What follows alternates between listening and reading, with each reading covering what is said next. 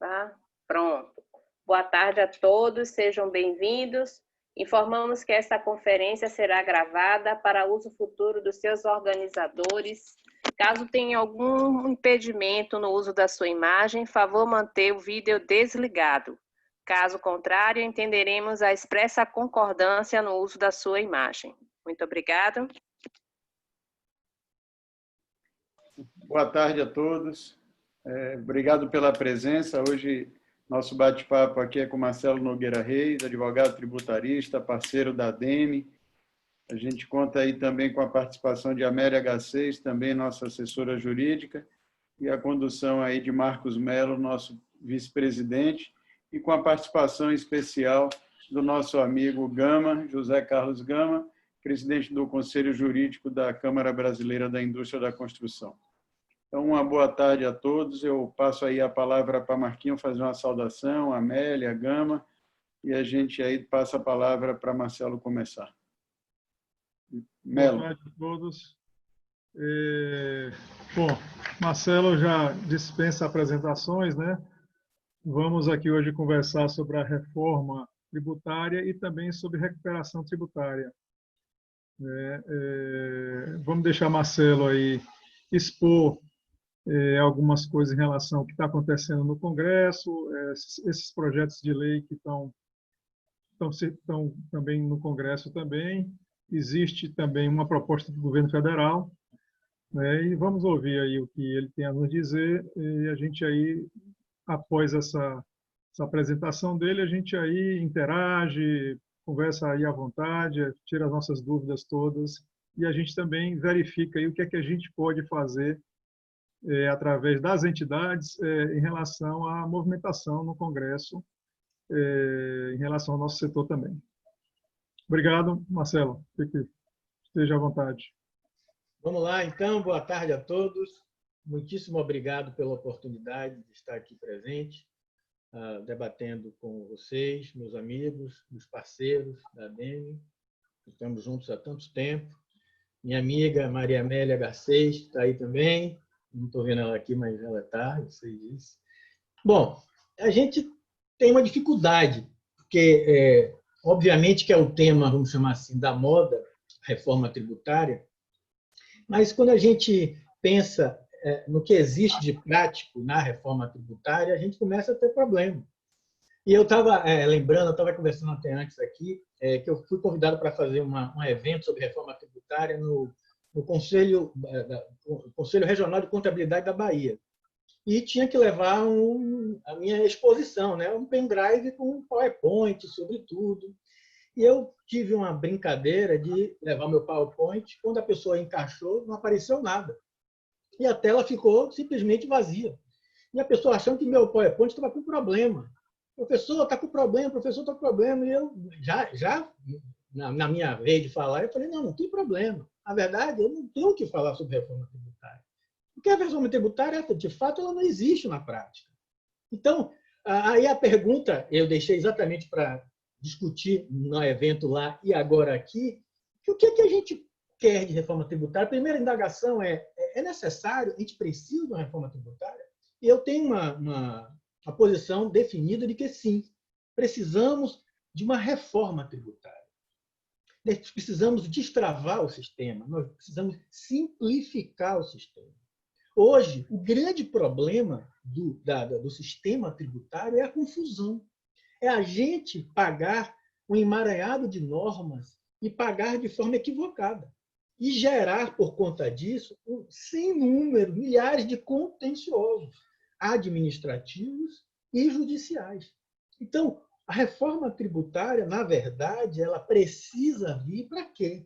Para tentar simplificar, para tentar acabar com esse monstro que é ICMS, o outro que é o ISS, o Imposto de Renda, o IPI, Contribuição Social sobre o Lucro, PIS, COFINS, entenderam? CIDs. Nós precisamos simplificar o sistema. Então, quando nós falamos de reforma tributária, por que chamou atenção agora novamente?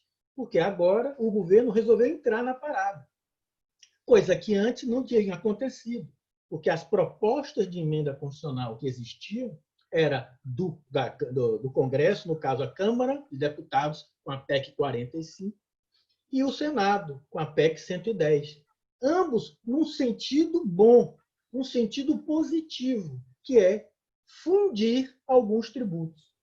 Enquanto a PEC 45 já fundia ICMS, ISS, IPI, PIS, COFINS, a 110 era ainda mais arrojada. Eu até anotei, porque é tanto tributo que ela quer juntar, IOF, salário educação, IPI também, entenderam? Então, o grande lance positivo dessa conversa reforma tributária é exatamente a simplificação do sistema. Hoje a gente está errando demais. Se você vê, eu que trabalho nesse mundo tributário, obviamente, muito do contencioso, é o tempo todo briga. Nós estávamos conversando antes aqui exatamente sobre isso. Marcelo, você está trabalhando muito? Estou trabalhando muito. Por quê? Porque existem dúvidas. E não deveria existir dúvida. O tributo deveria ser feito, ou ele deverá ser feito, para pagar com simplicidade. Para você não errar e não pagar errado, não pagar menos ou pagar mais, tem que pagar o justo, o correto. Então, se a gente pergunta qual a característica de qualquer reforma tributária, simplificar o sistema. Então, não dá para a gente discutir sobre a PEC, senão a gente faria um bate-papo aqui de dias, não é nem de horas, porque são muitas regrinhas. Mas o que nos interessa é convergir para a simplificação do sistema. E por que nós juntamos esse assunto? Veja que o mote da nossa live de hoje é reforma tributária e recuperação tributária. E por que esse segundo tema está enganchado, de alguma forma, no primeiro? Por quê? Porque hoje nós vivemos um sistema tão conturbado que os contribuintes pagam mal. Os contribuintes não pagam direito, ou às vezes pagam a menor, e você fica, de um lado, com dívidas junto ao fisco, e, de outro lado, alguns com possíveis créditos legítimos junto ao mesmo fisco. Ou seja, o sistema é tão ruim, ele é tão difícil, ele é tão emaranhado, que você acaba fazendo duas coisas. Você paga mais, paga errado, e se paga errado, o fisco vem e lhe cobra. Algo que você, às vezes, nem sabia que tinha que pagar daquele jeito. Isso é um fato. Porque eu reputo, pela minha experiência, que 80% ou 90% dos débitos tributários que estão por aí, eles foram originados não de má-fé, de fraude, mas sim de equívocos no pagamento do tributo. Quantas vezes nós nos reunimos na ADEME, estou falando só para lembrar das últimas, para discutir um tema que deveria ser a coisa mais simples do mundo, que é RET. Pô, o RET deveria ser a coisa mais simples do mundo, mas nós nos reunimos pelo menos 4 vezes entre o ano passado, para discutir eventuais problemas de interpretação do RET. E essa dúvida de interpretação do RET estava causando, em algumas empresas, um justo receio de estar com um passivo tributário. Olhe bem, passivo tributário esse, repito, oriundo de dúvida e não de má-fé. E é verdade isso. Ou seja, a gente fica discutindo regras porque o sistema é complexo.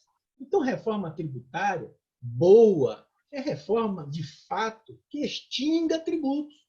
Ninguém aqui está na expectativa, na ilusão de que vai haver redução de carga tributária. Não, mas o governo, quando pensa em reforma, e quando diz que não vai haver incremento tributário, ele está pensando no número.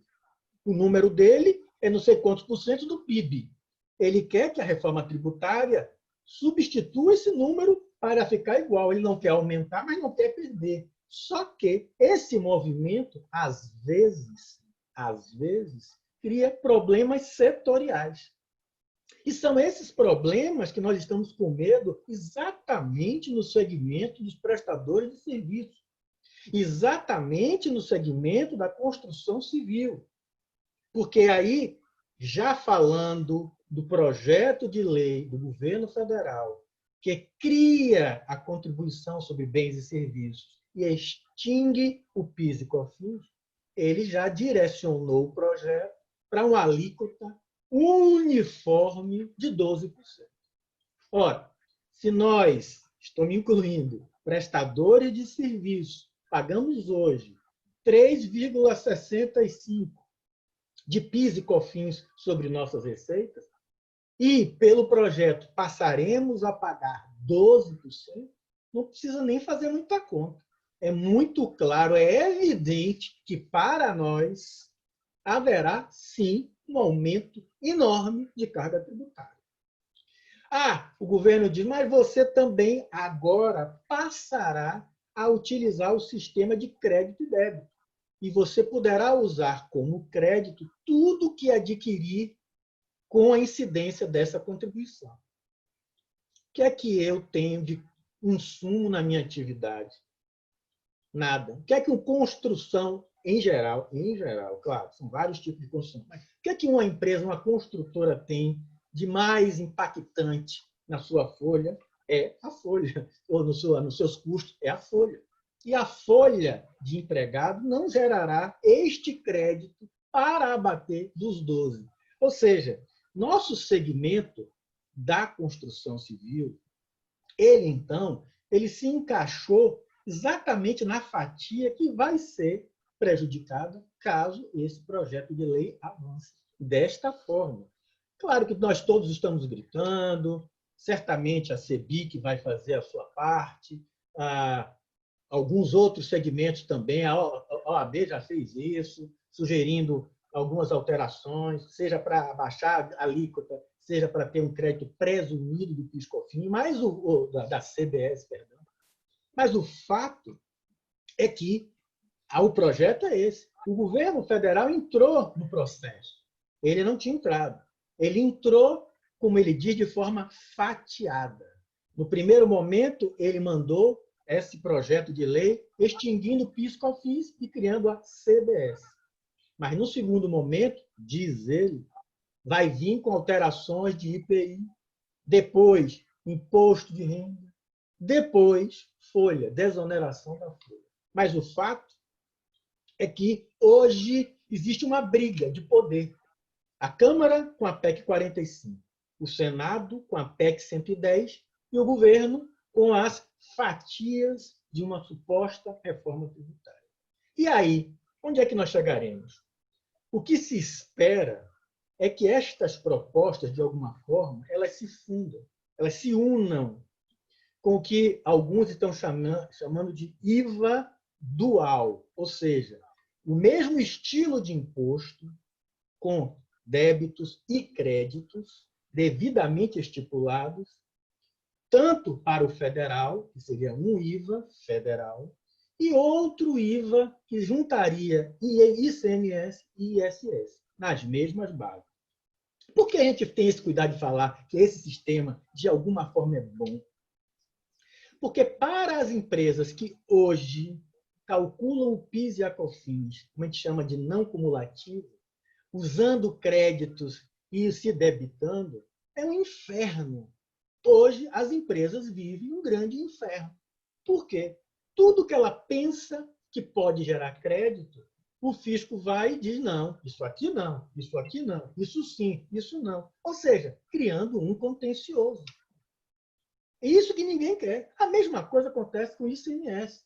O que é que dá crédito de ICMS? Isso dá, isso não dá, isso dá, isso não dá. Eu tenho 33 anos nessa vida tributária. E até hoje fica se discutindo o que é que dá e o que é que não dá direito de crédito. E esse sistema novo, esse da CBS, ele acabaria com essa discussão. Por quê? Porque a linha dele é tudo que for adquirido com a incidência do imposto tem crédito. Independente se aquele produto ou material ou serviço integrar o processo produtivo ou o processo comercial da empresa. Ou seja, tudo dá crédito. Se eu comprei uma escova de dente, dá crédito. Desde que venha, obviamente, com incidência do PIS/COFINS. Se eu contratei uma mão de obra de uma PJ, vai dar crédito. E pronto, acabou a discussão. Ou seja, boa parte do contencioso brasileiro acabaria com esse novo CBS. Positivo neste aspecto. Positivo neste aspecto, mas tem que calibrar esta alíquota para os prestadores de serviço, que não têm os mesmos insumos de um processo comercial e nem de um processo industrial. Isso é tão evidente que eu não entendo até agora como é que isso foi ser gestado pelo governo federal. Então, a crítica à reforma é até positiva, porque precisamos de uma reforma e se ela vier nos moldes que está se desenhando, pelo menos a ideia da questão de crédito e débito, ela é muito positiva. Só precisamos aí, volto ao ponto, e é o ponto que nos interessa, dosar esta alíquota de 12%. Ou então criar para o setor de serviço um crédito que a gente chamaria de crédito presumido. Os bancos eles não criaram um sistema diferenciado, pagando 5, alguma coisa, e sem direito a crédito, fazia a mesma coisa com os prestadores de serviço. A gente poderia usar um crédito ou uma alíquota menor e não usar crédito. Porque hoje, por exemplo, as construtoras que estão no lucro presumido e que pagam 3,65 de PIS e COFINS, elas não calculam crédito nenhum. Pronto, ótimo, não tem nem trabalho. E se vier um novo sistema, vão ter que calcular todos os créditos. Ou seja, vai criar já um departamento contábil e uma assessoria jurídica para ajudá-los na tomada desse crédito. Ou seja, é bom para quem está na discussão, na briga, que são as indústrias e o comércio. Vai para o serviço, deixa o serviço de fora, deixa o serviço recolhendo um sistema diferenciado. Então, essa é a crítica negativa para a reforma, especificamente para o projeto de lei do governo federal. Então, criou-se aí essa expectativa. O que vai acontecer? Virá a tributação, voltará a tributação do imposto de renda sobre dividendos, sobre distribuição de lucro? Já há projetos, vários, não é de agora, não, já vários. Então, isso não está na conta da reforma tributária. Não me venham dizer que esse é um ponto da reforma tributária, onerar de volta os dividendos de distribuição de lucro. Isso já está gestando no Congresso há anos, vários projetos de lei. E, da mesma forma, e aí sim, trata-se-ia de uma proposta de alteração da tributação, essa provável, possível volta da CPMF, ou imposto que se queira cobrar das transações financeiras, movimentações financeiras. Também não sei se vem. Eu participei de algumas discussões com a equipe econômica do governo federal, do Ministério da Economia, e quando perguntávamos isso, dizia simplesmente não. Isso é uma ideia, mas não tem projeto de lei nenhum. Aí perguntávamos do imposto de renda, também não. A única coisa que tem objetiva é a CBS, Contribuição de Bens e Serviços. O resto está tudo ali meio que pronto, mas nada oficial. Ninguém divulga qual vai ser a alíquota da tal CPMF, nem incidirá sobre o quê. Eu, particularmente, simpatizo. Olhe bem, simpatizo desde que o discurso que está sendo feito pelo governo federal, de fato, se implemente. Qual é o discurso? Que essa eventual CPMF ela viria para substituir a tributação sobre a folha de salário. Opa! Olhe bem, não é mais um tributo, como muitos falam. Seria um tributo para entrar no lugar da tributação sobre a folha. E, olhe, eu posso dar um depoimento. Se existe um tributo problemático e difícil de arrecadar e de fiscalizar, é a contribuição previdenciária. Porque ela não é uma coisa simples. A contribuição previdenciária é de X sobre faturamento. Existem vários agregados. Existem as contribuições de terceiros, INCRA, SEBRAE, SESI, SENAI. Existe a questão do SAT, o Seguro de Acidente de Trabalho, do RAT, do FAP. Existe a questão das obras de construção civil, que o cálculo é diferenciado, ou seja, a contribuição previdenciária ela é de uma forma tão complexa que seria um grande favor se ela conseguisse ser extinta. Porque se ela for extinta por um tributo e substituída por um tributo tão fácil de pagar e de arrecadar, como é a CPMF, seria fantástico. Repito, não estou defendendo a volta da tributação das operações financeiras, não é isso. Eu sei dos problemas, mas ela tem as virtudes, esta contribuição. Ela é fácil de arrecadar, fácil de pagar, contencioso zero, ninguém vai ser nunca autuado por não ter pago ou pago a menos, porque já vai na fonte pelas instituições. Ou seja, é o melhor dos mundos nesse aspecto. E se parassem essas contribuições sobre a Previdência, é absurdo. Veja, eu não sei como é que está meu tempo, mas eu vou falar mais uns 5 minutos. Por quê?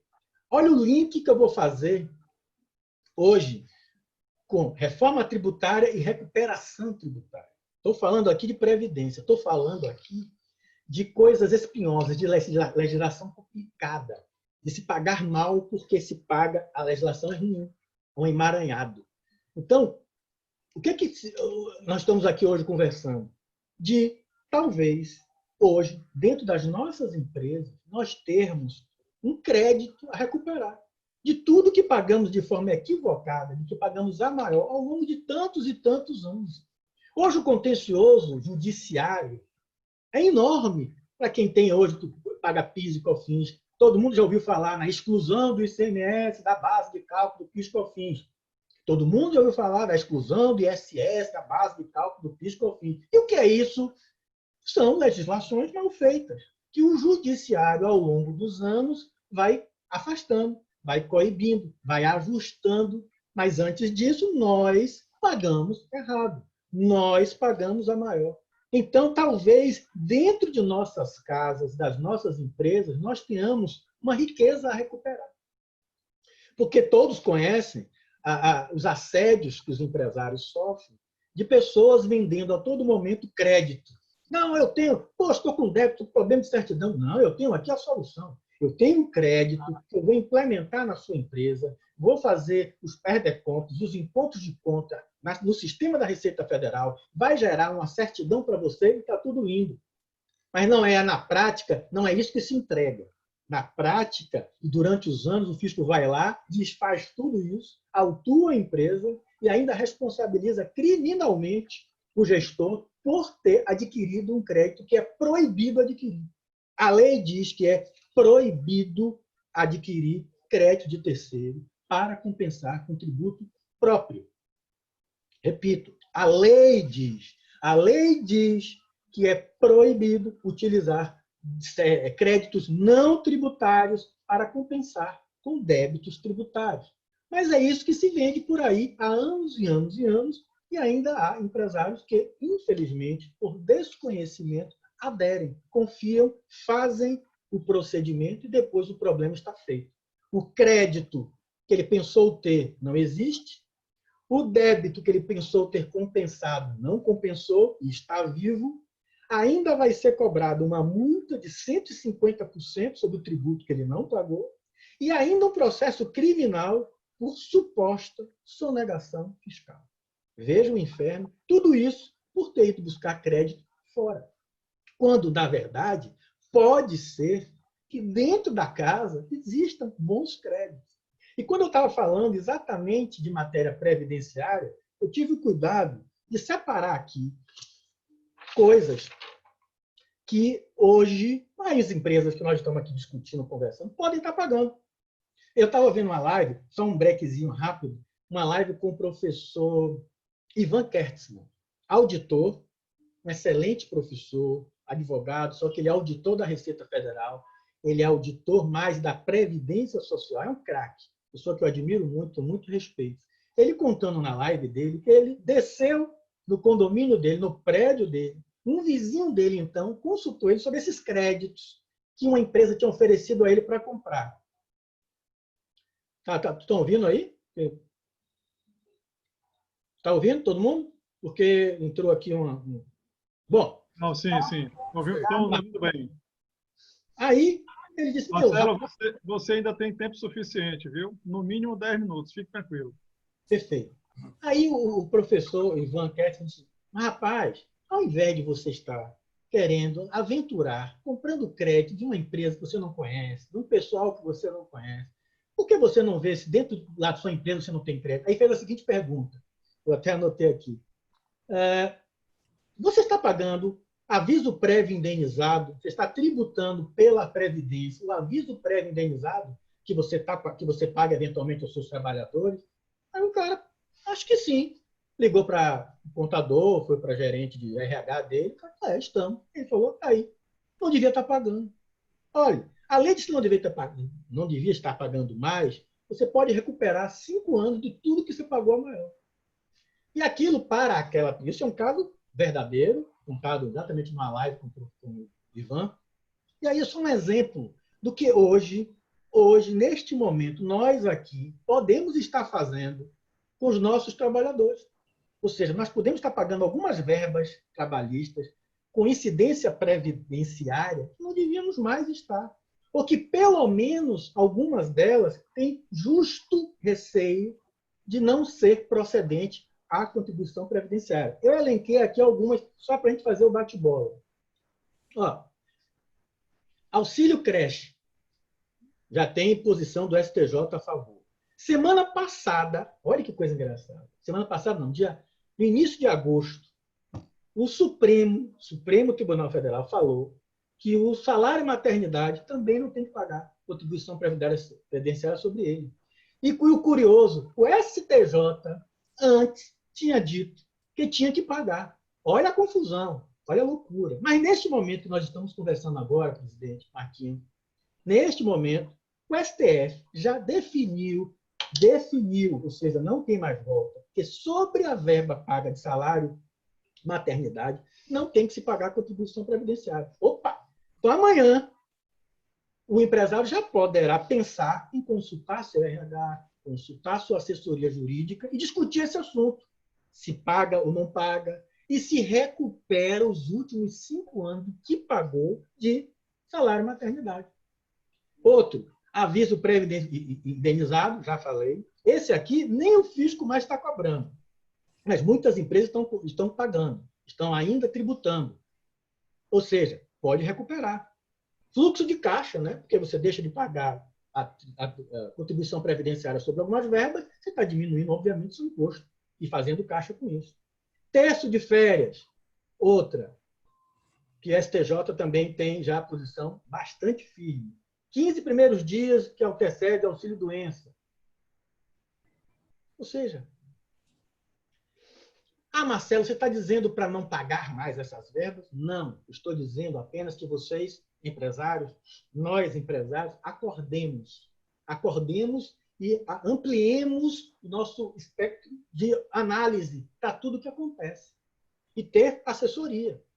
Perguntar, poxa, eu vi ontem Marcelo falar sobre auxílio creche, salário maternidade, aviso prévio, texto de férias, 15 primeiros dias. E aí, estou pagando isso? Não estou pagando isso.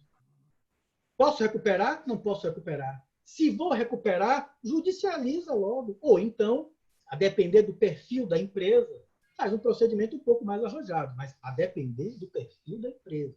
Mas o que não pode é achar que isso tudo não está acontecendo. Porque está acontecendo. Pode ser que dentro da nossa empresa, repito, nós tenhamos um grande valor a recuperar. Eu peguei um outro exemplo aqui de uma outra decisão do STJ, bem recente, que é negócio, que é a questão do limite de pagamento, limite à base de cálculo das contribuições de terceiros. Repito, é aquela contribuição de INCRA, SENAI, SESI, SENAC, SEBRAE. Isso existe uma... Nós estamos falando de mais ou menos 5,8% da folha, mais ou menos. O que o STJ disse, numa decisão de uma turma, é que não pode, a base de cálculo não é mais a folha de salário. Não é mais a folha de salário. E sim, o limite tem que ser de até 20 salários mínimos. Eu fiz uma continha aqui, rápida, antes de começar. Uma empresa que tem um faturamento, uma folha de 500 mil, ela está pagando 5,8, ela está pagando mais ou menos todo mês de contribuição para terceiros, algo em torno de 29 mil reais. Se for adaptar ao que o STJ disse nessa última, foi no início desse ano, ela teria que pagar sobre 20.900 e não sobre a folha. E essa conta cairia para 1.212. Ou seja, ela deveria pagar 1.212 ao invés de 29 mil todo mês. numa economia aí de mais ou menos 28 mil por mês, só deste item, só deste ponto. Você imagine isso recuperado 5 anos. Ah, Marcelo, você está dizendo que isso é definitivo, que isso é ganho? Eu não estou dizendo isso. Eu estou dizendo que o STJ entendeu desta forma. Que pode acontecer a STJ mudar de opinião. Pode ser, pode ser. Mas, se temos uma empresa, se a minha empresa hoje está com um problema de caixa, por que eu não posso pensar em judicializar esse assunto e, se conseguir uma liminar, passar a pagar dentro desses limites que o STJ defende como correto? Por que não? E por que eu não ajuizar logo uma ação para pedir de volta tudo que eu paguei a mais desses 5,8 dos últimos 5 anos? Qual é o prejuízo? Eu peço ao juiz, ao judiciário. Se ao final dessa discussão o judiciário entender que eu tenho direito, poxa, que maravilha, olha que economia, olha que poupança nós fizemos nos últimos 5 anos. O que a gente não pode, e esse é o ponto que eu me bato, é simplesmente deixar para lá. Vamos tentar encontrar dentro das nossas empresas as nossas riquezas tributárias. Porque é exatamente por conta desse emaranhado é que todo mundo pode ter pago a mais alguma coisa, indevidamente outras tantas. E a gente sabe que, na prática, aconteceu muito isso. Hoje, muitas empresas estão com decisões ganhas de exclusão de ICMS do PIS/COFINS, ou do ISS do PIS/COFINS, ou dessas verbas previdenciárias. Eu conheço inúmeras empresas que esses processos dessa discussão de verba previdenciária já acabou, ela já compensou, já lançou nas GFIPs, na época tinha GFIP, não é agora da Conectado, é social, e está vivendo muito bem. Então, para finalizar, eu acho que eu já fui aí quase 35, 40 minutos, é mais ou menos isso, em síntese. É claro que eu falei aqui algumas ideias, alguns temas que eu achei um pouco mais sensíveis sobre a reforma e sobre recuperação tributária. E a mensagem que eu dou para nós, para todos, é que acordem nesse sentido. Conversem com suas assessorias contábeis e jurídicas sobre a viabilidade dessas recuperações. Ninguém está falando, repito, de se tomar crédito de forma imediata. Não, mas sim de buscar os créditos. Utilizar os meios jurídicos para buscar esses créditos. Aqueles que a Receita Federal já admite como correto, vamos tomar, vamos deixar de pagar e vamos recuperar. E aqueles onde a Receita tem resistência, nós vamos buscar judicialmente. Afinal, poxa, pode demorar, demora muito, daí que demora. O fato é se chegar. E eu tenho boas surpresas, já tive todo ao longo da minha vida, de créditos que as empresas buscaram, entraram judicialmente e um belo dia realizaram. Até com surpresa, meu Deus, ganhei, meu Deus, vou tirar esse dinheiro, vou implementar, vou compensar. Então fica essa mensagem para todos. Eu agradeço, por enquanto, aí a todos e a oportunidade. Espero ter contribuído com alguma coisa e, se tiver alguma discussão com alguém no sentido de dúvidas, fico à disposição. Valeu. Marcelo, obrigado. Como sempre, aí eu vou pedir a Gama para ele, se ele quiser colocar alguma opinião, fazer alguma pergunta, iniciar esse debate, por favor, Gama. Pois não. Boa tarde a todos. Aí, primeiro, pedir desculpas aí pela minha voz. Eu peguei realmente uma gripe aí muito forte a partir de segunda-feira, com coriza e tudo, mas não poderia faltar aí a esse bate-papo com meus colegas aí baianos. Cumprimento aí o nosso colega Marcelo Reis, né? Uma palestra, um bate-papo muito denso, cheio de informações e que faz a gente refletir sobre vários pontos. Quero agradecer ao nosso presidente Cláudio Cunha, aí o convite, a minha queridíssima e competente Amélia Garcês, do nosso Conselho Jurídico, e dizer para os colegas que, na realidade, eu sou também empresário da construção civil. Eu tenho uma empresa, sou incorporador, trabalho no Ceará, na cidade de Alagoas. E fui completar minha formação fazendo também o direito. E aí me formei, tirei minha OAB, não labuto no dia a dia do fórum, e tive a satisfação de receber o convite já pela segunda vez do nosso presidente Zé Carlos Martins para estar presidente aí do Conselho Jurídico.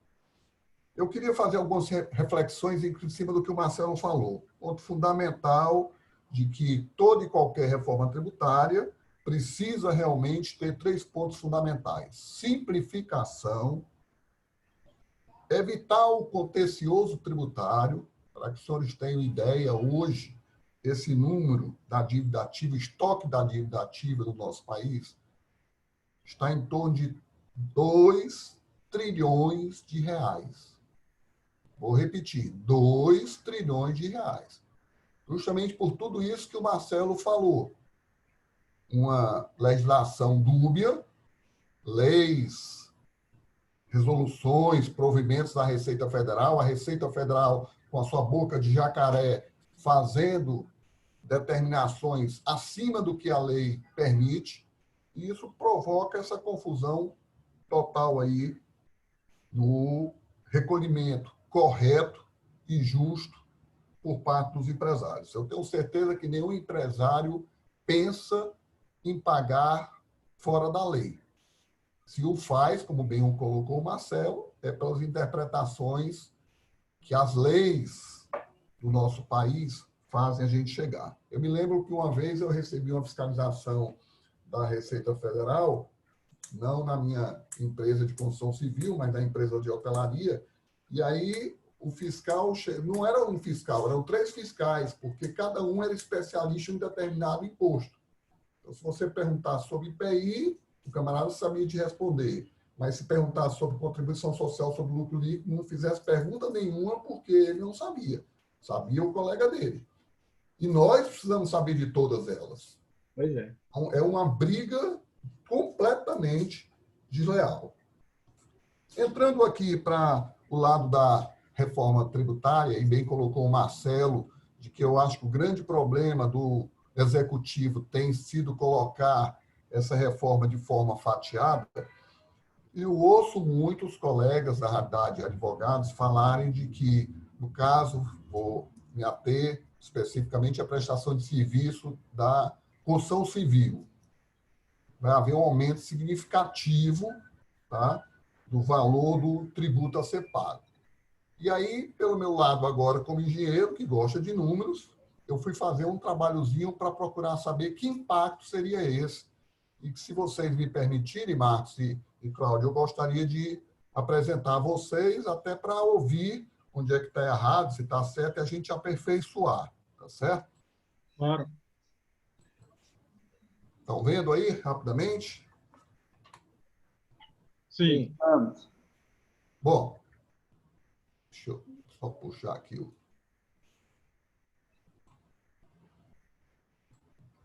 Bom, essa primeira parte eu não vou conversar. O nosso colega já falou bem sobre a diferença da... Primeiro, que as 2 PECs, né, por serem proposta de emenda constitucional, fica mais difícil da aprovação, porque ela precisa, na verdade, ser aprovada em 2 turnos na Câmara e no Senado, por 3/5 aí de cada casa. Tem as diferenças de uma para outra, tá certo? Mas vamos se ater, então, ao projeto aí do governo. Como foi dito, simplificação, objetivo maior, simplificação e evitar o contencioso tributário. A ideia da contribuição sobre bens e serviços seria substituir o PIS e o COFINS.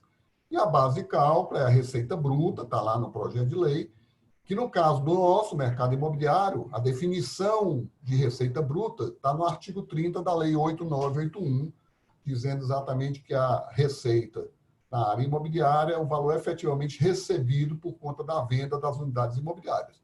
E todos nós, inclusive, sabemos que a nossa atividade é uma das quais você pode realmente pagar os impostos no regime de caixa.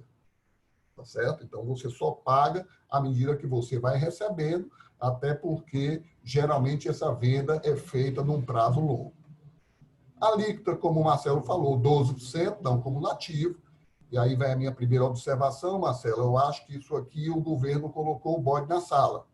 Ele sabe que ele tem flexibilidade para reduzir essa alíquota, mas era melhor ele colocar um valor maior e negociar no Congresso do que o contrário. A gente tem estudo feito pelo IPEA, há 3, 4 anos atrás, que mostra que o CBS federal, para substituir somente esses impostos aí previstos, poderia ser aí na faixa de 8%. Bom, aí vamos para o nosso caso. Ponto fundamental, também em cima do que o Marcelo falou. Os tribunais superiores já têm definido de que não pode existir imposto sobre imposto. Então, a CBS, dentro da proposta do governo, já vem resolver esse problema. A base de cálculo, na verdade, o imposto é por fora. Diferentemente do ICMS, que é o imposto por dentro, o CBS é imposto por fora. Você vai emitir uma nota fiscal de 100, vai pagar 12% sobre 100.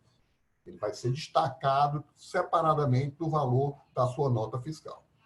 No caso do mercado imobiliário, ele já deixa claro que vai ser isento da CBS venda de imóvel novo ou usado para pessoa natural, desde que as receitas não estejam incluídas no RET. Então, o primeiro ponto é o seguinte: mercado imobiliário que vende imóveis, se você não estiver no regime especial de tributação, você estará isento de CBS. Então, o mercado imobiliário ganhou com isso, porque você reduziu o PIS e o COFINS que você hoje paga 3,65 para não pagar nada, tá certo? E no caso específico, obviamente, em uma preocupação nossa do parágrafo 2º, é que essa isenção só pode valer por 5 anos, mas em função aí da Lei das Diretrizes Orçamentárias, Lei 13.898. Com certeza, depois, ela deverá ser prorrogada. E no RET, não deu para entender, né? Eu acho que aqui o governo também foi incoerente. Se no lucro real e no lucro presumido ela está isentando a CBS, era para que o RET tivesse era diminuído e não aumentado. Então, o RET, pelo projeto do governo, passa de 4 para 4,12. Em função disso, o que é que acontece? Quem trabalha hoje no lucro presumido paga uma alíquota de 6,73%. 1,20% de imposto de renda, 0,80% de adicional, 1,08% da contribuição, PIS 0,65%, COFINS 3%, CBS 0%, paga 6,73%. Com a lei, o projeto virando lei, vai passar a pagar 3,08%. Então, quem trabalhar no lucro presumido vai ter uma isenção, vai ter uma redução de carga tributária. Já no RET, vai deixar de existir o PIS e COFINS, mas, em compensação, a alíquota para fazer face ao CBS vai ser 2,2%, o que amplia de 4% para 4,12%. Então, vai ver, aumenta em torno de 3% para quem paga o RET. E, obviamente, é outro tiro no pé do governo, porque deixou de ser um incentivo às incorporadoras, construtoras, pagarem no sistema de RET. Eles vão migrar, voltar a fazer o que faziam no passado, que era o lucro presumido. Vocês se lembram que o RET, no começo, começou com a alíquota de 7%, e ninguém, na realidade, aderiu justamente porque era superior ao valor pago no lucro presumido. Bom, mas vamos agora, então, para falar para a construção civil como prestador de serviços. Obras públicas, obras por empreitada. E aí eu peço aí ajuda, principalmente dos nossos colegas engenheiros matemáticos. Eu parti do seguinte pressuposto. Nós temos o custo de obra C, onde nesse custo de obra, 45% é material e 55% é a mão de obra de leis sociais. Isso é uma média tirada, inclusive, do CUB nacional. Supondo que nessa obra eu tenho um benefício de despesas indiretas de 25%, este valor dessa minha obra é 1,25%. E hoje, nesta obra, eu pago 3,65%, porque a construção civil paga no sistema de PIS/COFINS cumulativo. O primeiro ponto que a gente tem que chamar a atenção, e a gente precisa ter muito cuidado, e a sociedade civil organizada precisa estar atento a isso, é de que, com o término do PIS e COFINS, nós precisamos exigir dos nossos fornecedores a redução do preço, ou seja, a retirada do preço do produto daquele imposto, que estava no preço da mercadoria, mas era algo que não pertencia ao fornecedor. Aquilo, na verdade, ele retinha para depois pagar a Receita Federal, ao governo, à União. Então, retirando 1 menos 3,65, dá 96,35, só em cima dos materiais, que é 45% de C, eu passo os materiais que eu gastava antigamente 45, vou passar a gastar 0,43. Somando com a mão de obra, 0,55, eu vou ter um novo valor de obra agora, também retirando do meu preço o PIS/COFINS, porque eu não vou mais pagar PIS/COFINS, eu vou ter 96,35% em cima do novo custo de material, o custo da mão de obra permanece a mesma, o BDI permanece o mesmo. Então, se houvesse simplesmente a retirada do PIS/COFINS e não houvesse outro tributo em substituição, eu poderia, mantendo a minha mesma margem de lucro, de 25%, não é lucro, é o BDI, eu reduzir esse custo de obra de 1,25 para 1,18.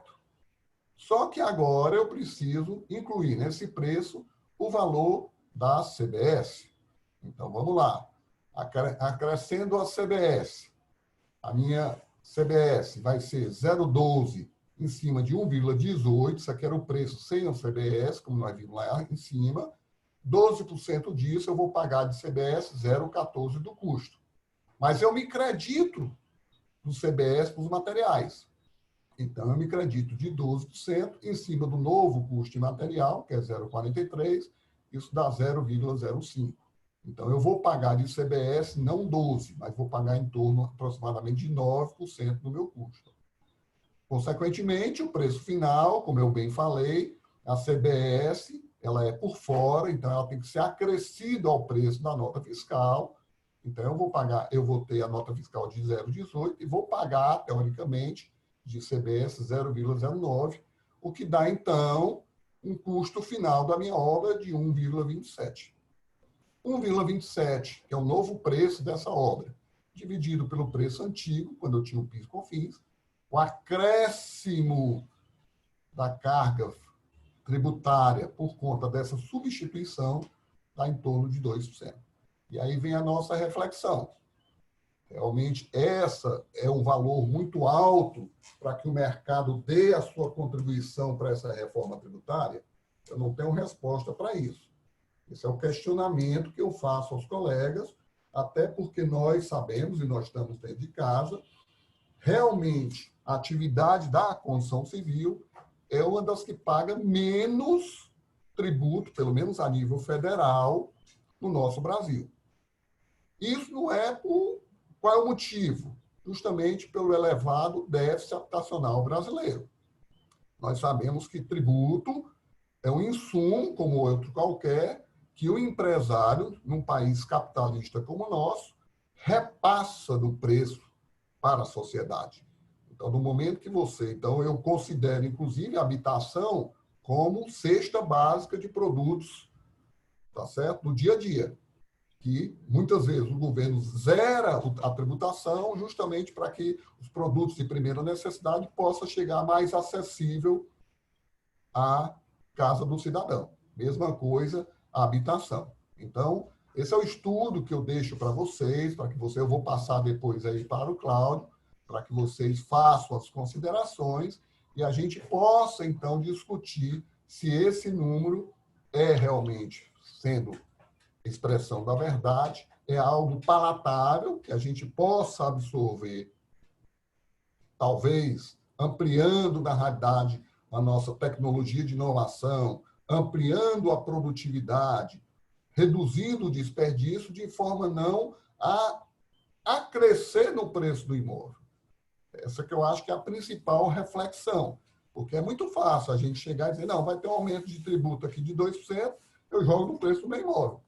Mas a sociedade consegue absorver isso? A concorrência. Eu, por exemplo, estou concorrendo com o Marcos. O Marcos vai e não vai jogar esse preço, esse adicional, no custo do imóvel dele. E eu vou. Vai haver uma disputa entre, na realidade, pessoas que estão oferecendo produtos semelhantes. Então, essa é a grande discussão que eu tenho em relação ao primeiro ponto que o Marcelo falou da reforma tributária. O segundo ponto, em relação à recuperação tributária, ele também falou muito bem, mas aí eu faço um pequeno adendo apenas ao Marcelo. Toda vida que eu vou discutir algum tipo de tributo na justiça, eu prefiro fazer uma poupança para os meus netos. Eu entro, consigo eliminar para pagar dentro da tese que eu estou defendendo, porém o diferencial entre o que eu estou defendendo e o que o fisco acha que é o correto, eu passo a fazer um depósito em juízo. Porque, como ele bem lembrou, e deu exemplo aí, na verdade, recente, em que o STJ falou que era, sim, base da contribuição previdenciária o salário maternidade, o Supremo Tribunal Federal disse que não. Ótimo. Ponto para a sociedade. Mas acontece também, muitas vezes, o contrário. O STJ tem dado ganho de causa ao contribuinte e, ao chegar no Supremo Tribunal Federal, o Supremo Tribunal vira a mesa, como se diz. E aí você fica com passivo tributário, muitas vezes insustentável. Então, a minha sugestão, complementando as palavras do Marcelo, é que sim, a gente deve procurar os nossos direitos. Esse passivo é muito grande, esse ativo a nosso favor é muito grande, porém, com esse cuidado a mais. Eu sei que nem sempre isso é possível. Nem sempre as pessoas estão com fluxo de caixa para fazer dessa forma. Mas eu estou falando aqueles que, pelo contrário, hoje não estão nem indo procurar a justiça. Então, eles já estão pagando um valor maior. Então, em vez de pagar um valor maior, que se você ganhar depois, para você conseguir rever isso da Receita Federal é mais difícil, pague o valor que você acha que é devido e deposite o restante, tá certo? Uma poupança aí para os seus netos e bisnetos. E se quiser me colocar também na realidade como herdeiro, eu agradeço também. Também. Obrigado. Acho que falei demais aí, desculpe aí. Foi ótimo. Marcelo, por favor. Não. Quanto à primeira parte, não tem o que discutir. São números. Só, obviamente, reforçando o que ele já tinha falado. Ele tinha falado que é a questão da não incidência, refere-se exclusivamente da atuação da CBS para imóveis novos ou usados residenciais e vendidos, como está no texto da lei, para pessoas naturais. Então, não é qualquer venda de imóvel residencial que dará a isenção da CBS. Mas os cálculos feitos estão perfeitos, eu não tenho o que dizer, não. Contestar. E quanto à segunda parte da recuperação, foi exatamente o que eu coloquei. Tudo dependerá do perfil de quem esteja discutindo. Mas o que eu apenas quis dizer, ratifico, é que o perfil da pessoa tem que mudar. Ele tem que procurar ser um pouco mais agressivo. Não no buscar, mas no analisar. Claro, se ele vai discutir a questão, como ele falou aqui, do limite de 20 salários mínimos, é claro que é uma diferença tão grande que, caso a decisão seja lá na frente revertida, ele poderá ter um passivo. Ele poderá ter, portanto, algo a complementar. E aí vem com multas, juros. Então, tudo depende de perfil, Marquinhos. Tudo depende do perfil. Então, se você quer, pelo menos, agora, discutir é importante. É importante você discutir as incidências previdenciárias das verbas trabalhistas. Claro que é importante. É importante saber reconhecer aquilo que o fisco já dá como que não vai mais autuar. É aquele exemplo que eu dei do auditor Ivan Kertzmann. Então, é só mesmo para fomentar na gente, nós empresários, uma certa inquietação de buscar aquilo que pode ser de direito dele e, obviamente, utilizando as armas adequadas a cada perfil. É isso. Marcelo, eu gostaria de fazer uma primeira pergunta a você, só para até as pessoas também, todos nós, termos ciência de como seria a transição de um sistema para o outro. Olha, depende de que nós estamos falando de alguma PEC. Porque a PEC 45 tem um sistema de transição totalmente diferenciado e muito mais prolongado do que esse projeto. Esse projeto da CBS, pelo que consta do próprio projeto, seria um prazo de 180 dias. Agora, respeitaria... Aí foi uma pergunta antes de Cláudio. O presidente fez para mim. Poxa, Marcelo, e essas brigas todas que foram feitas, vamos dizer assim, no sistema anterior, vão zerar? Não. Só quem tem débitos, vamos dizer, de PIS, COFINS, continua com os débitos. Quem tem créditos de PIS, COFINS, continua com os créditos. Apenas a legislação de transição vai cuidar de quem tem os créditos poder aproveitar e compensar já no novo tributo, na CBS. Assim eu espero. Então, essa questão da transição, ela dependerá, Marquinhos, de que PEC ou que projeto nós estamos falando. E se é só esse projeto da CBS, ou se virá outros, de imposto de renda, de CPMF, de desoneração de folha. É difícil, é complicado. As regras estão muito verdes. Nós estamos aqui discutindo, você veja, mas mundo teórico. E eu concordo bastante com o Gama de que foi o bode na sala. Ele deixou essa gordura para o prestador de serviço para dizer, tudo bem, como o Guedes já falou. Se a questão é essa, tudo bem, a gente ajusta. Ou seja, dá para ajustar. Mas o que não pode é a gente simplesmente não se manifestar. Porque se não se manifestar, eles não vão ajustar. Então, como eu disse, as instituições de educação estão se movimentando, os hospitais estão se movimentando, e a construção civil e o mercado imobiliário, espero que se manifestem também. Gama, em relação à substituição das contribuições previdenciárias, né, em relação à CPMF, a CEBIC chegou a fazer algum estudo, alguma coisa em relação a esses números que o governo tem divulgado? Marcos, ainda não. A CEBIC está constituindo um grupo de trabalho para esse estudo, tá? No qual consta lá 2 advogados que assessoram a Secov São Paulo, que é o Rodrigo Dias e o Ricardo Lacais. Tá? A princípio, o que nós sabemos é que o nosso presidente Zé Carlos vem defendendo esse tipo de imposto, porque vem dentro daquela filosofia de você aumentar a base de contribuintes, tá? De forma tal a poder baixar a alíquota em si. Então, eu sei que isso é uma bandeira que o nosso presidente defende, até porque seria uma forma também de você aproximar mais a economia informal da formal. Nós, por exemplo, vivemos brigando e discutindo que é muito ruim para a gente, a Caixa Econômica está financiando esses imóveis avulsos, que o pequeno comerciante, um médico, outros profissionais liberais constroem, muitos deles sem assinatura de carteira de trabalho de um funcionário, tem uma redução substancial na carga tributária e aí consegue vender por um preço menor. Vindo um imposto desse, que é em cima de operações, em cima de transações financeiras, e nós já vimos isso no passado, você nivela. Todo mundo, na verdade, está contribuindo, de alguma forma, para o sistema. Então, o que eu sei, inclusive, hoje mesmo eu recebi um e-mail aqui da assessora do Zé Carlos, pedindo para que a gente, na verdade, já fizesse as perguntas e os questionamentos, tá, relativos a esse ponto com relação ao mercado imobiliário. No meu lado aqui, o mercado imobiliário, e aí ele está ouvindo também o Eduardo, em obras públicas, e está ouvindo o Wilson, que é o presidente de obras industriais. Pois é. Eu volto a falar.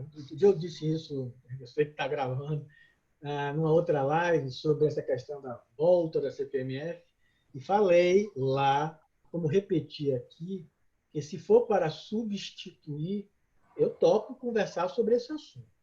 Eu estava discutindo hoje de manhã uma obra que cancelou a matrícula do SEI. Pagou todas as GFIPs, com base na folha real, e foi lá dar baixa na matrícula. Aí chega o auditor da Previdência, da Receita, e diz, não, eu entendo que por esse volume de obra, que por esse valor, você pagou a menor. Mas com base em que você está pensando isso? Com base em nada. Eu estou aqui, aí vem aqueles cálculos do CUB. E, ou seja, é esse tipo de margem de arbítrio que a gente eliminaria. Porque essa contribuição previdenciária, volto a repetir, especialmente nas questões de obra, ela é muito truncada. A questão da retenção de 11%, que aqui abate, que aqui não abate, da obra. Obra de terraplanagem é uma coisa, construção civil é outra, aí se tem obra para baixo, tem obra que tem... Ou seja, é toda uma complicação que acabaria. E eu posso repetir, boa parte do passivo das empresas na Receita Federal se refere a esta questão. De pagou mal o RAT, calculou a alíquota diferente, aí vem a questão do FAP. Ou seja, acaba com isso. Traz uma contribuição fácil de arrecadar, que pode ter lá seus defeitos, mas tem as virtudes de simplificar e acabar com o contencioso. Isso é muito positivo. Agora, o discurso do governo está errado, porque ele não consegue passar essa mensagem. Ele não consegue dizer, ou as pessoas não querem ouvir, que é para substituir e não para agregar mais um tributo. Não sei. Excelente. Não sei também a alíquota que vem, falam 0,2, mas também a gente não sabe, como, por exemplo, na CPMF era 0,38, mas não incidia sobre transferências. Pô, óbvio, se eu tiro um dinheiro de mim para mim, ou de uma empresa para outra, da minha empresa, não deveria, em tese, incidir movimentação financeira. Mas não sei se essa nova poderá trazer isso como uma novidade. Na outra, não tinha sobre saques de aposentadoria. Óbvio, poxa. Não tinha sobre saque do seguro-desemprego. Ok, justíssimo cobrar sobre isso, mas não sei se essa nova vai ter. Então, a gente precisa conhecer para poder analisar se é bom ou se não é. Mas, como eu disse, eu topo discutir o assunto se for para substituir e tirar esse péssimo tributo que é a contribuição previdenciária sobre folha e sobre tudo que acontece em função disso, que acaba sendo algo que vai gravar exatamente a contratação da mão de obra. Esse exemplo que você colocou, inclusive, aí na Receita Federal, sobre esse auditor, quer dizer, a empresa que ganha produtividade, né, que usa mais uma mecanização, essa empresa é punida pela Receita Federal, porque ela não pode pagar menos imposto, mesmo tendo esse ganho todo de produtividade. Você pune quem ganha produtividade no país. Isso é um absurdo. É um absurdo mesmo. E é aquele tal aviso de regularização de obra. E vem assim, ó, na sua cara. Acabou. Querer aceitar ou não aceitar. Porque antes você ainda tinha, não aceito. Aí eles transformavam aquilo, formalizavam o débito mesmo, e as multas, e você tinha todo um contencioso para se defender. Hoje eles já tratam esse aro como confissão de débito. E já, se não pagar em 20 dias, escreve na dívida ativa. E aí, CADIM, certidão, problema. Marcelo, deixa eu tentar dar uma contribuição em relação a esse item. Tá? Isso foi discutido aqui a nível do Ceará, e a questão de 4 ou 5 anos, nós conseguimos mostrar para a Receita Federal, a Previdenciária, de que ela só pode fazer o cálculo por estimativa através do CUB se a empresa não tiver a contabilidade formal e ela tem que gozar essa contabilidade. Eu vou dar um exemplo. Se eu tenho, na realidade, um determinado, estou levando e querendo tirar a verbação de uma CND de uma obra, e aí verifica-se que na minha contabilidade não existe nenhum funcionário com carteira de trabalho assinada como pintor e nem existe nenhuma nota fiscal de uma empresa que tenha prestado para mim esse tipo de serviço. Tá? Nesse caso, aí sim, a Receita pode desconsiderar a sua contabilidade, porque era impossível você entregar um prédio pintado sem ter ou contratado diretamente o pintor ou a empresa prestadora de serviço, e aí fazer essa cobrança da forma que eles chamam de aferição indireta. Isso, na verdade, tem sido acatado aqui no Ceará, basta que o empresário, juntamente com o seu contador, dê uma declaração de que existe a contabilidade, tá certo? Regular, e a contabilidade está à disposição do fisco. O fisco libera a CND e aí tem 5 anos para vir solicitar ou não algum tipo de documentação. Aqui não é, infelizmente. Eles cuspiram esse aro, simplesmente a empresa com todas as refits enviadas pelo sistema, tudo bonitinho, nota fiscal de material. E agora, esse é o dilema. Ou seja, só foi um exemplo de quantos problemas nós temos por conta da famigerada contribuição previdenciária. Aí, Marcela, deixa eu dizer, dar uma sugestão aí para o meu amigo Cláudio e para a Maria Amélia. Tá? É o que eu sempre digo, eu serei você amanhã. Tá? Se a gente sabe que vocês estão enfrentando esse problema na Bahia, com certeza a CEBIC, através do Conselho Jurídico, pode repassar para vocês toda a documentação e a forma como a gente agiu para resolver esse problema. Porque o Brasil é um só, a lei é uma só. Não tem sentido, né, a Receita aqui do Ceará aceitar e a da Bahia não. Né? Isso acontece muito, inclusive, também com cartório de registro de imóveis, etc. Então, Cláudio e aí a Maria Amélia já fica à disposição. A gente passa esse problema da Bahia para o Brasil todo, através dos nossos conselheiros, e aí traz as diversas sugestões de como os estados estão resolvendo aí esse problema. Eu vou pedir licença, meu amigo Cláudio Marcos e os demais colegas aí para me afastar, porque, como eu falei, eu tenho outra live a partir das 17 horas, já estou um pouco atrasado, tá? Mas queria mais uma vez parabenizar o Marcelo, parabenizar a Demi por trazer assuntos de tão importância para nosso país como um todo e colocar sempre tanto o nosso conselho jurídico como a minha pessoa em particular à disposição de vocês. Né? Toda vida que a gente participa de qualquer videoconferência, a gente sempre sai diferente de como entramos. Né? E aí, Marcelo, já me coloco também, já pedindo aí, se você tiver alguma sugestão com relação à reforma tributária, nosso presidente Zé Carlos Martins está precisando dessas informações e se você, inclusive, quiser se incorporar ao grupo de trabalho, tá certo, da CEBIC, é um maior prazer. Eu não gostaria de dizer o valor do jeton aqui publicamente, porque a Receita estou gravando e pode passar para a Receita Federal, tá certo? Mas é de forma voluntária, de forma realmente espontânea, mas contribuindo realmente para o melhor do nosso país como cidadão. Tá bom, Cláudio? Obrigado a todos aí. Fiquem com Deus. Muito obrigada. Realmente, você, como sempre, dando contribuições fantásticas nas lives. Eu vou, inclusive, me reunir com o Marcelo para, inclusive, entender essa problemática, inclusive, que ele mencionou, é de um cliente meu, que eu encaminhei para ele até para ele analisar, esse que ele acabou de abordar. Então, eu vou, inclusive, me reunir com ele para a gente verificar a problemática em relação a essas contribuições na Bahia, para a gente colocar no conjunto, e com certeza, Marcelo, que é nosso parceiro de muitos anos na Demi Bahia, está à disposição, inclusive, para contribuir também com sugestões para a reforma. Mas você, como sempre, muito obrigada pela sua participação. Obrigado, Gama. Um abraço. Obrigado, Gama. Ô, presidente. Pois não, Piazza? Olha, dentro que acabamos de ouvir, Zé Carlos, desse esforço,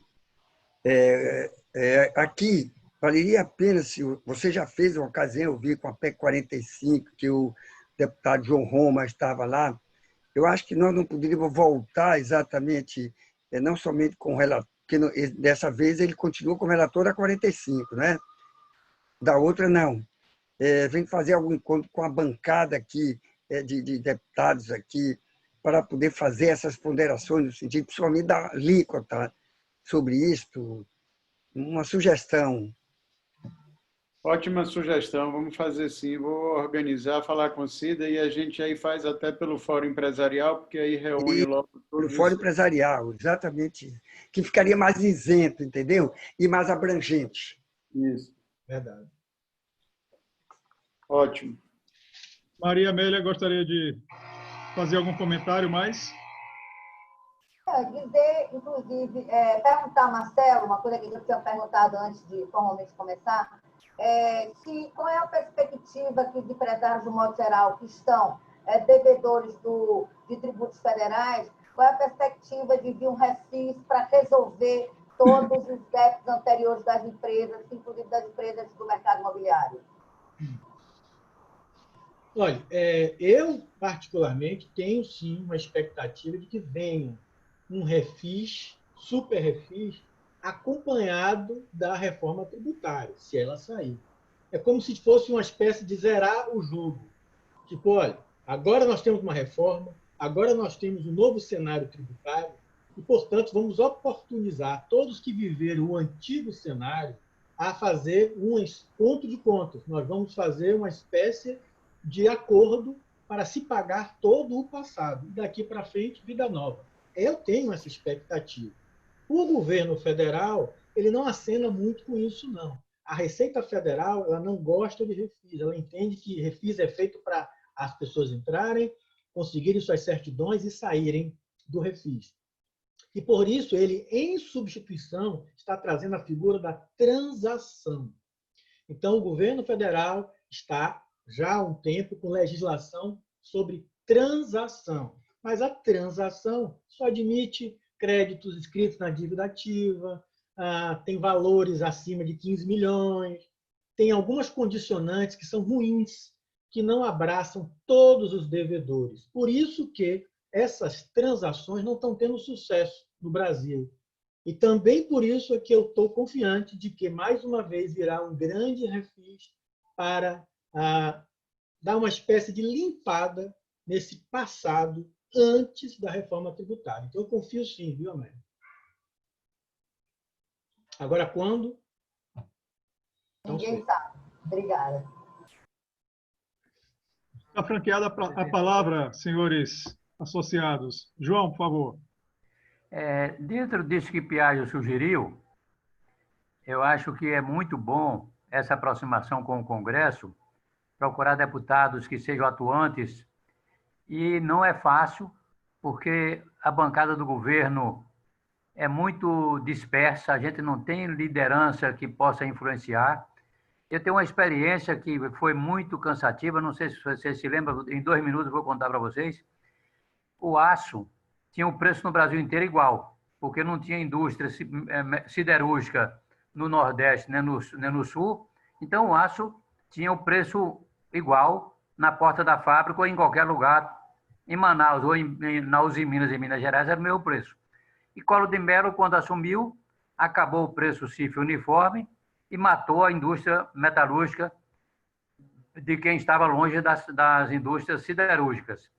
Nós fizemos 16 viagens, 16 semanas seguidas a Brasília, negociando com todos os deputados do Nordeste e do Rio Grande do Sul, e conseguimos criar uma compensação que era uma redução no IPI.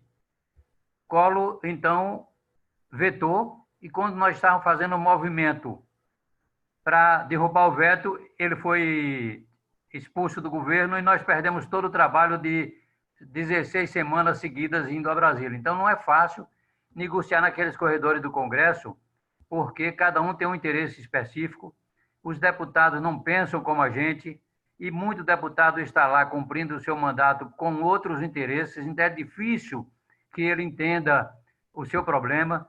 Então, eu acho que é muito importante esse trabalho que o Piaggio sugeriu aí, para nós termos um núcleo que atue lá junto ao governo. O Congresso não é fácil. Obrigado. Obrigado. Franqueada a palavra, senhores.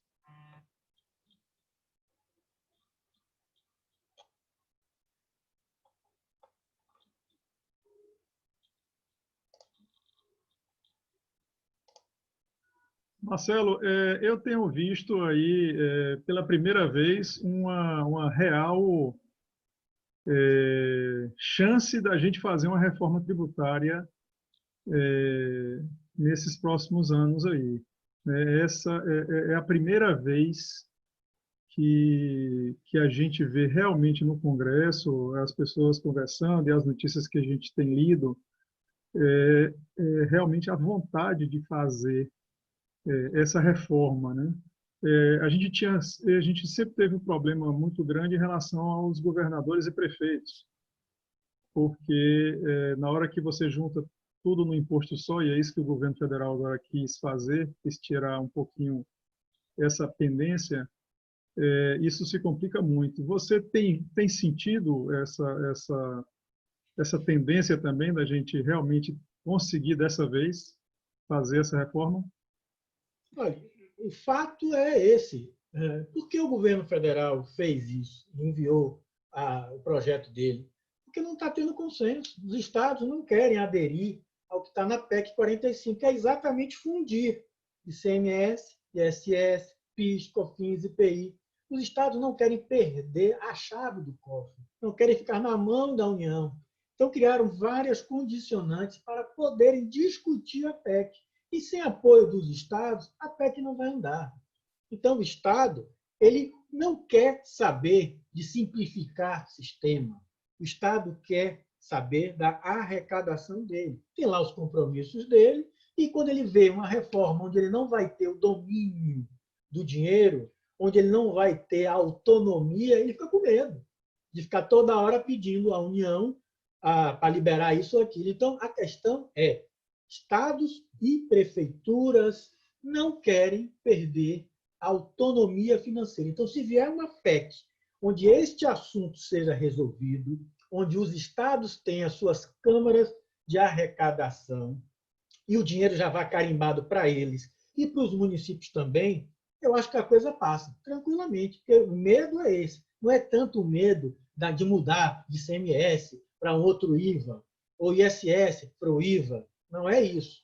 É perder a chave do cofre. Então, se tiver uma PEC que concilie essa questão das autonomias arrecadatórias dos estados e municípios, ela passa no minuto. No caso também, me parece que os estados maiores produtores, principalmente São Paulo, para São Paulo seria muito prejudicial, porque agora isso seria recolhido para o estado de consumo, não do produtor, não é isso? Exatamente.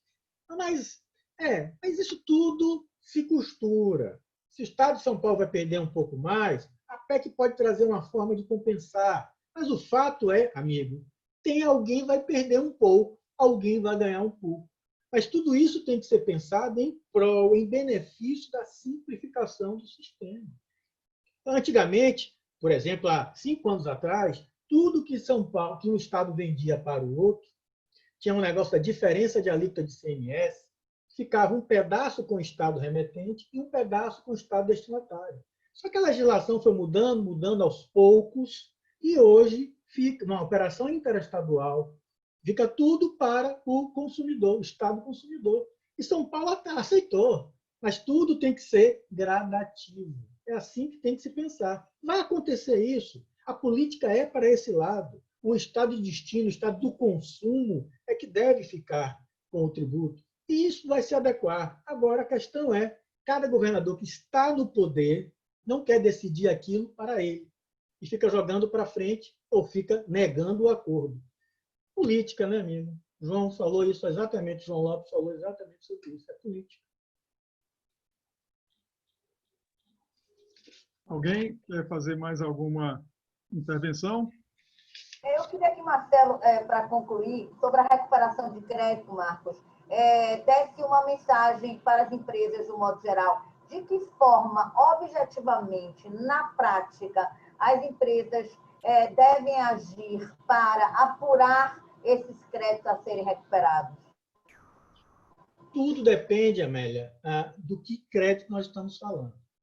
Então, tudo tem um risco ou nenhum risco. Então, se nós estamos falando de verbas trabalhistas que incidem em contribuição previdenciária, então nós temos que separar daquelas, por exemplo, que eu falei aqui, só que falei algumas a título exemplificativo, ou seja, aquilo que já tem decisões bem sólidas de Supremo ou do STJ. Tem que fazer o quê? Depende do perfil.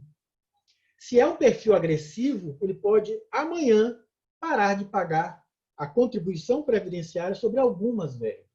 Se é um perfil mais conservador, ele simplesmente judicializa o assunto e espera o processo terminar. Quando terminar e se ele ganhar, ele recupera tudo que ele pagou a maior de forma muito tranquila e segura. Então, esse é um assunto. Essa da questão do limite de 20 salários mínimos, como o Gama falou, se você tiver o perfil mais agressivo, que quiser já neste momento impactar seu fluxo de caixa, você pode tentar uma liminar para pagar os 1.290, do exemplo que eu dei, ao invés dos 29 mil. Agora, se é um perfil mais conservador, simplesmente você judicializa, deposita em juízo a diferença, ou simplesmente segue pagando tudo, 100%. E ao final do processo, você recupera tudo. O que não pode é nada fazer. Esse é o recado que eu queria passar. O que não pode é deixar essa riqueza prescrever, como está prescrevendo mês a mês, a mês a mês. Então, essa é a mensagem. Analisar, sentar com o contador, dizer, olha, eu vi uma live ontem, e aí, o que tem disso? O que eu posso fazer? O que eu não posso? O que está certo? O que não tem? Tem risco? Não tem? É esse o espírito, a intenção da live é essa, é provocativa, é tirar um pouco o empresário dessa faixa de conforto. Porque eu, por exemplo, e aqui eu estou falando particularmente, nem falei sobre isso aqui, mas negócio de ICMS sobre demanda contratada, que todos nós, nós não, no caso de grandes devedores, pagam. Poxa, o Supremo acabou de dizer que isso é inconstitucional, mas não vamos tocar nesse assunto, não. Quer dizer o seguinte, tem muitas oportunidades legítimas e que o empresário deve apenas analisar e tomar decisões, não simplesmente fechar o olho e perder dinheiro, ao invés de ficar buscando dinheiro em banco ou estou comprando crédito podre no comércio. Marcelo, uma dúvida. Demanda contratada de energia elétrica, é isso? Aqueles, vamos chamar de grandes geradores de energia, para eles não terem problema no pico, no fornecimento, eles fazem uma avaliação do empreendimento, eles contratam com a Coelba, vamos chamar assim, uma demanda que a Coelba está obrigada a fornecer, eles pagam por aquela demanda que a gente chama de demanda contratada, mas ao final do mês ele consome menos.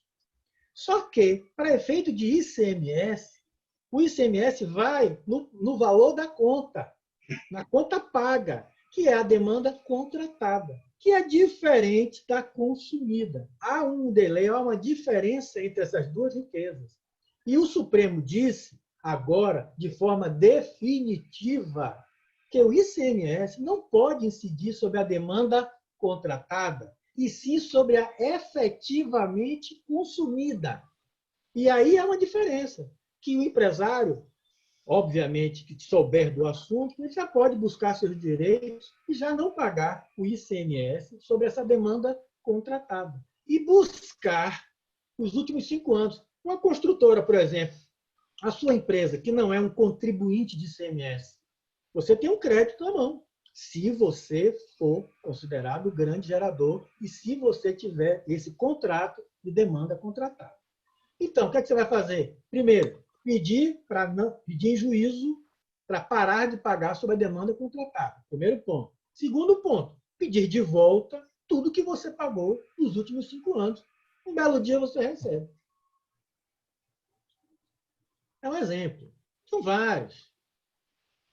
Doutora Maria Amélia, eu acho que, doutor Nogueira, durante esse período, me parece que os shoppings, ele teve uma discussão com ela sobre o problema desse pagamento pela demanda contratada e passou a pagar pela demanda consumo real durante esse período. E parece que há alguma decisão nesse sentido, não, doutor? Me parece. Porque depende do shopping, né? Tem shopping que tem própria energia, né? Mas aqueles que têm esse contrato com a geradora de energia, contrato de demanda contratada, se eles não têm a ação judicial, a maioria deve ter, porque é um assunto que impacta mesmo. Mesmo? Mesmo. Então, já é um reflexo amanhã no seu fluxo de caixa. Você vai pagar a menos o ICMS. Mesmo, é muito forte. Imagine isso nos últimos 5 anos. Na verdade, Pia, respondendo a sua pergunta, a questão não foi judicializada, ela está sendo negociada caso a caso. Mas a gente está com grandes dificuldades, inclusive, nessa negociação. Eu, por exemplo, tenho um cliente que tem um hotel, que esse hotel está absolutamente fechado, e, na verdade, a Coelba não quer flexibilizar para mudar o regime para a demanda efetiva. Então, nesse caso do hotel, eu ingressei com uma ação judicial para exatamente fixar e conseguir uma liminar, uma antecipação de tutela. E aí, Marcela, é a área civil, eu entrei, embora porque é uma questão obrigacional, e eu consegui a tutela em que o juiz determinou que fosse apurada a demanda efetivamente consumida. E a gente está depositando em juízo aquilo que está mensalmente consumido. No caso do shopping, está havendo uma negociação shopping a shopping. Existe no Brasil outras questões de shopping que estão sendo ajuizadas e estão logrando êxito também. Mas na Bahia, pelo menos até onde eu sei, e tenho conversado com os assessores jurídicos de shopping, ainda não existe a judicialização, porque está havendo a negociação. Ok? É isso aí. Beleza. Inclusive, Piaggio, então tem 5 anos aí para trás para... É. Volta, hein? Imagine quem paga um milhão e tanto de energia todo mês. Isso aí é um assunto para você, Piazza. É isso aí, Marcos. Outra coisa, Marcelo, é deixar aqui para finalizar, os nossos condomínios residenciais e comerciais também, empresariais, todos os condomínios de médio porte em diante, todos eles têm demanda contratada. Isso é um mercado enorme para poder ser visto, ser explorado aí para solicitar esses últimos 5 anos de volta. Né? Verdade, verdade. A verdade é que pouca gente, poucas pessoas tomam conta disso, é condomínio, acaba estando fracionado, mas é um fato, nós estamos dando exemplos aqui de eventuais recuperações possíveis e legítimas. Essa especificamente é a decisão do Supremo Tribunal Federal em repercussão geral. Acabou. Não tem mais Imagine o Le Parque, por exemplo, ou lá seu condomínio, Cláudio Cunha. Quanto é que não tem a recuperar? E o Estado da Bahia sabe dessa decisão, mas não alterou a legislação dele, ou seja, a Coelba não pode fazer nada, porque a legislação baiana prevê a incidência do ICMS sobre o valor total da conta. Então, o Estado fica quietinho, ninguém fala nada, ninguém reclama. Já discutimos isso na FEComércio, a FEComércio vai fazer um ofício para o Estado, mas a verdade é que o Estado está tranquilo, cobrando, ninguém está reclamando, vai fazer o quê? Presidente, Gildo quer falar, Gildo? Acho que Gildo queria falar alguma coisa. Vou falar inicialmente, parabenizar a todos, né? O evento, professor Marcelo, show de bola. Fiquei aqui fascinado e veio a quantidade de dinheiro que eu estou perdendo. E aí, por exemplo, chegou a pagar aqui 90 mil reais de SESI, Senai, Salário Educação, INCRA, quer dizer, 90 mil reais mês.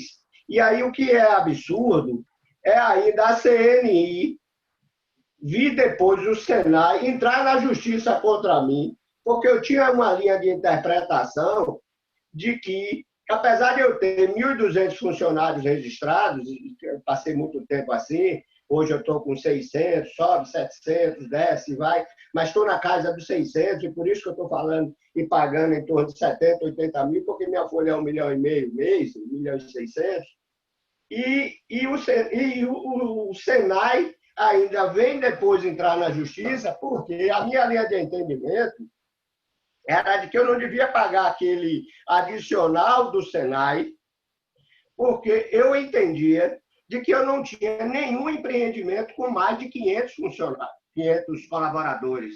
Eu tenho no meu CNPJ, que é lastreado em 40 CEI, em obra espalhada no Brasil inteiro, com obra com 10 funcionários ali, 12 acolá, 15, que na soma dá o que eu tenho hoje de 600, 700. E o Senai vinha lá e dizia, rapaz, você também tem que pagar. E num certo tempo eu acabei não pagando, depois veio um desgaste, aonde veio me cobrar, e eu, inclusive, paguei para não ficar me desgastando com FIEB, com isso, com aquilo, e fico assustador, na verdade, de ver que, poxa, além de eu estar jogando dinheiro fora, vem esse assédio de lá de Brasília, através do Senai, que é um negócio horroroso. Eu dizia assim, poxa, eu, inclusive, eu cheguei a não pagar, depois eles me botaram na justiça, no Tribunal de Justiça aqui, eu fui lá, fiz um acordo, paguei, eles continuaram ainda na justiça, onde eu me desgastei com a FIEB, Ricardo Obama me ajudou lá, bacana, para fazer com que eles tirassem de vez. E aí, essa semana, eu já recebi uma nova correspondência, dizendo que eu não estou pagando sobre isso, tá certo? E realmente, eu acabei não pagando para tentar pensar, rapaz, e aí isso ainda é um absurdo. E não tinha judicializado nem nada, mas com essa aí eu vejo que eu estou botando 70 mil reais fora todo mês. Ou seja, doutor Marcelo, amanhã eu estou atrás de você rapidinho. Agora, eu não sei, mas que você deve pelo menos discutir legitimamente. Vou fazer isso. Caso até depositar a diferença. Caso você vou fazer isso. Isso daí eu não tenho nenhuma dúvida. Eu não tenho dúvida, eu vou fazer, não vou arriscar, eu vou na ideia aí de doutor Gama, vou deixar lá para os meus netos judicialmente lá, mas não vou realmente entregar isso mais, não. Então, amanhã já estou procurando aí um amigo para a gente judicializar isso. Vou fazer o pagamento da parcela à parte e vou querer de volta mesmo brigar esses últimos 5 anos, que é muito dinheiro, por isso que meu fluxo realmente desequilibra, porque a gente tem uma ideia e a gente não quer na imagem da gente certidões positivas com efeito negativo. Então, ao longo do tempo, a gente sobrevive. Paraguaçu esse ano faz 30 anos, onde um negócio horroroso, e a gente se orgulha em dizer que é uma das poucas empresas que não tem CPND, tem CND, e faz de tudo para a gente seguir firme e forte aí adiante. Professor, mais uma vez, muito obrigado. Amanhã cedo já estou lhe procurando para a gente realmente judicializar e pagar isso em juízo e buscar o que está atrás, que pela conta aqui, 1.200.000 anos, vezes 5, 6 milhões, tem que ser em dobro, né? Vira 12 milhões e a gente vai buscar esse dinheiro aí. Não? Não se aplica não tributário. Ah, tá. Então tá, João. Obrigado a todos, viu? Um abraço. Ô, Gildo, bota a Demi aí nesse inventário, viu? Ah, tá. Um abraço a todos. Obrigado, hein? Valeu. Marquinhos, acho que já está de bom tamanho, né? Beleza, foi ótimo. Presidente, Beleza, parabéns, devolvo a palavra para você, para suas finalizações aí. Pronto, eu só tenho a agradecer a vocês todos que participaram, Marcelo, Amélia, você, Gama, que trouxe os cálculos, né? Gama é bem didático, bem também. É verdade. Acho que faz a gente pensar, como o Gildo desabafou aí, e avaliar o nosso negócio, né? Acho que isso que é o mais importante desses encontros todos e dessa troca de ideia. Show. Então, a Demi agradece a todos vocês. Gostei muito de tudo que ouvi, da sugestão de Piaggio aí para a gente chamar essa nossa bancada, dos nossos deputados lá para o fórum, para conversar também sobre todos os setores. A gente preparar uma pauta bacana aí com o Marcelo e com todos aí de cada área, para que a gente faça também uma mesa bem interessante. Então, só agradecer. Marcelo, mais uma vez, obrigado. Você sempre parceiro. E beijo aí com você, doutora Amélia, e os demais para as considerações finais. Minha parte está tudo lindo, adorei. É bom bater esse papo informal. Estou em casa e muito obrigado. Sempre às horas. Já apagou até a luz, hein, Marcelo? Apagou até a luz. Marcelo, você já está no escuro. Agradecer a você, Marcelo, já está querendo dar até logo para a gente. Agradecer a você pelas contribuições. Realmente, Gama acabou de me mandar, eu vou repassar para todos, para o presidente da DEME, a apresentação dele, inclusive para você, Marcelo. E, mais uma vez, agradecer. E, como eu provoquei, Marcos, incentivar as empresas a, de fato, fazer essa conta. Incentivar as empresas a, de fato, analisarem seus créditos para terem objeto de recuperação, porque, realmente, no Brasil, as empresas, de um modo geral, especialmente da construção civil, que Gama até diz que somos uma das que menos contribuem, acho que a gente tem algumas dúvidas em relação a isso, né, Marcelo? Mas fazer com que a gente tenha essa consciência, né, de empresários para tentar, dentro da mais perfeita legalidade, fazer essa recuperação dos créditos e melhorar a saúde financeira de cada uma das empresas. Mas mais um evento da DEME de sucesso e realmente muito bom, e agradeço a Marcelo mais uma vez pela parceria de sempre com a entidade. A Maria depois passe para a Cida, que ela retransmite para todos os participantes aí que se inscreveram. Ótimo. Ok. Um abraço a todos, então. Boa noite. Valeu, galera. Obrigado a todos. Obrigado, Gildo, Sérgio, Pedro, Rogério. Para todos vocês pela contribuição.